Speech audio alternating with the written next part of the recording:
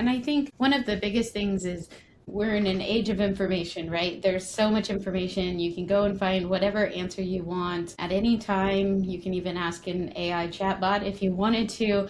But why do you think that Catholic parents in particular feel really unprepared to answer these big questions that their children are having right now? Yes, it's unfortunate, but the CCD or the catechesis that many of us went through when we were younger did not address these questions. And in the homilies, they're rarely addressed. But we all have them. And so the parents are not equipped. Even Catholic high school, schools, Catholic high schools now are starting to include apologetics. But that's only a fairly recent thing. And in apologetics, like I said, is the ability to explain and defend the faith and explain why we believe what we believe. And so that was just not part of the teaching in the church. And it's still not extremely widespread, but it's certainly more widespread than it was. And so it's just that people don't know the answers to these questions, and they have to do a lot of research. Like I said, I read a lot of books and to come up with these summaries, and people just don't have time for that sort of thing.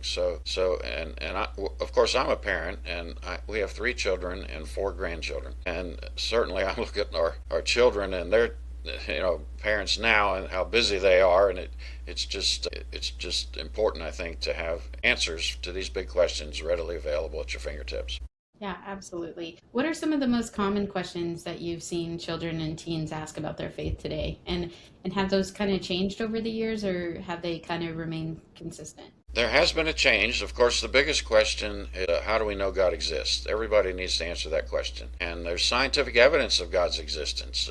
If we have time, I'll go into that briefly. But there's the rest of the story that science actually supports belief in God. And so a lot of people don't know this. I'll just mention 3 things real quickly. The first is the Big Bang. Everything came from nothing. And nothing comes from nothing. So if everything came from nothing, there must be a cause for that. And the second is what did it for me in high school. That is the laws of nature. E equals mc squared, Einstein. Force equals mass times acceleration, Newton. All these mathematical expressions of these laws of nature that take the greatest efforts of the finest human minds to unlock must have come from a mind, capital M, far greater. Where else could they come from?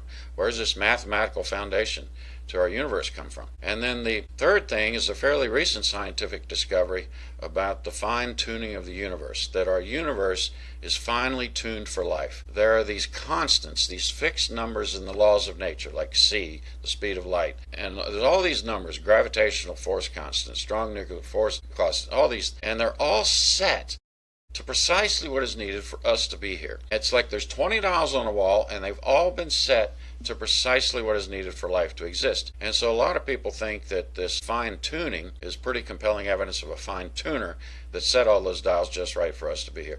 So this is the kind of evidence we go through in the book. Like I said, we also talk about evolution.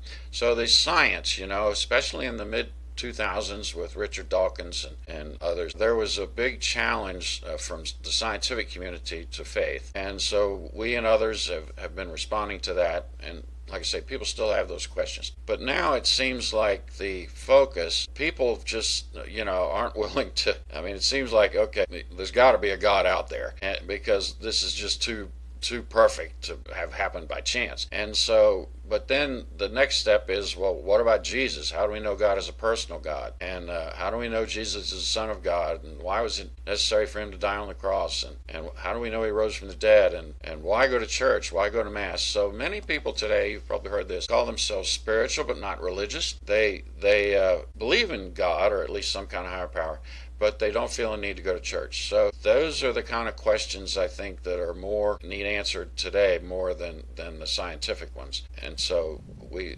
address all those in the book.